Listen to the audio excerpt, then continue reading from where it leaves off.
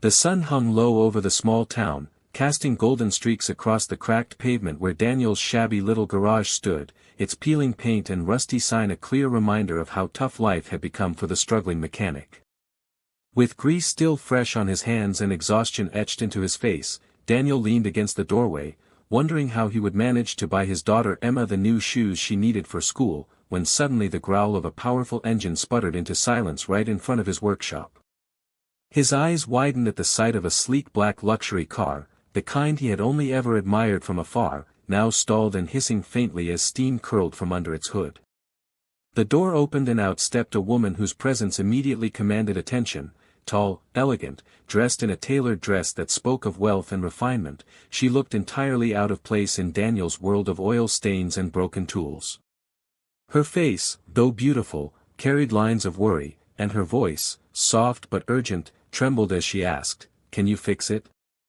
Daniel, despite the lump of surprise rising in his throat, nodded silently, rolling up his sleeves with quiet determination, for though she belonged to another world, the machine before him spoke the same language he knew best. As his hands moved with practiced precision, loosening bolts, tightening valves, checking the fuel lines, Isabella, as she introduced herself, watched curiously, perhaps expecting a man with little more than guesses, yet finding instead a craftsman whose every action revealed years of experience. In less than an hour, the once lifeless car came back to life, its engine humming smoothly, a sound that drew an audible sigh of relief from Isabella. She reached into her purse to pay, but before she could, the garage door creaked open and the sound of small footsteps echoed across the floor. Emma, Daniel's little girl, ran barefoot into the room clutching her worn teddy bear, her curls bouncing as her wide eyes fell upon the elegant stranger. Without hesitation, she darted past the car and straight into Daniel's arms, yet when her gaze flickered back toward Isabella, her tiny hand tugged at her father's shirt, her lips parting in a whisper that silenced the room. "Daddy, she looks like Mommy." Isabella froze, her composure wavering, while Daniel's heart clenched painfully, caught between his daughter's innocent words and the stranger's stunned expression. Isabella stood frozen, her manicured fingers tightening around the strap of her purse as the child's innocent words echoed in the small garage, and though she wanted to smile, something inside her twisted with an ache she had long tried to bury, for those big hazel eyes staring up at her seemed too familiar, too close to a memory she had forced herself to forget. Daniel, embarrassed and flustered, pulled Emma gently against his chest, murmuring an apology as he brushed a stray curl from his daughter's forehead, explaining in a voice that cracked slightly that Emma had never known her mother and sometimes confused strangers with the face she only dreamed about, and Isabella's breath caught at the raw honesty in his tone, for it was not just words but the weary heart of a man who had carried burdens alone for far too long. She tried to dismiss the odd connection tugging at her, but her gaze lingered on the little girl's delicate features, the way her nose crinkled when she spoke, the way her curls framed her face, and she felt a strange pang of recognition, as though she were staring at a reflection of someone she once knew. To break the heaviness of the moment, Daniel offered Emma a simple sandwich wrapped in brown paper, apologizing again for the awkward scene, and Isabella felt her throat tighten, realizing that even with so little, this man gave everything to his daughter with a tenderness that money could never buy.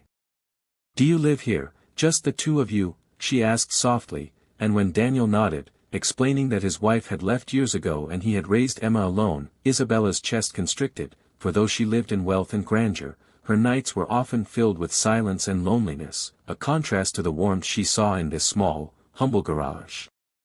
Something compelled her to reach into her purse, but instead of taking out money, she slipped a small card into his calloused hand, her eyes locking onto his as she said, almost too gently, "If you ever need work, come to this address. I think I might be able to help."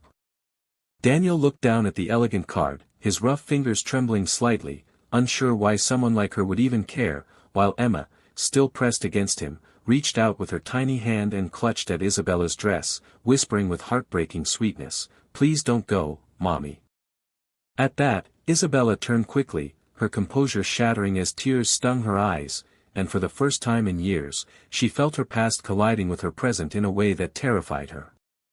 The following day, Daniel stood at the edge of indecision, Isabella's elegant card burning a hole in his pocket as though it carried a weight far heavier than its thin paper, and though his pride told him not to step into a world where he did not belong, the thought of Emma's hopeful eyes and the endless bills stacked on his kitchen table pushed him forward. So he took her small hand and together they boarded a bus that carried them out of their worn-down neighborhood and into a part of town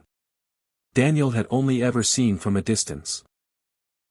When the vehicle rolled to a stop before towering iron gates that opened soundlessly to reveal a sprawling estate with marble columns, glittering fountains, and gardens trimmed to perfection, Daniel almost turned back, overwhelmed by the grandeur, but Emma tugged at his hand with wide-eyed wonder, urging him to go inside. There, waiting in the grand hall, was Isabella, this time dressed not in polished designer clothing but in a simple blouse and soft skirt, and something about her looked gentler, almost vulnerable, as she greeted them with warmth that surprised him. She explained that she was not merely wealthy but the heir to a business empire that demanded every waking hour of her life, leaving her surrounded by people who only cared for her status, never her heart, and she confessed that seeing him care for Emma with such selfless devotion had touched her in a way she could not explain. She wanted Daniel to become her personal mechanic, someone she could trust with her cars and perhaps more importantly, someone she could trust in her home, because in him she saw a sincerity that her world of wealth sorely lacked. Daniel felt conflicted, torn between gratitude and fear of stepping too far outside his place, but before he could respond, Emma, fearless in her innocence, darted across the polished floor and threw her arms around Isabella's waist, pressing her face against her side and whispering again that single word, "Mommy." Isabella froze, her heart swelling and breaking all at once, her hands trembling as she gently stroked the child's curls, and in that instant she realized that the bond forming between them was not a coincidence but something fated.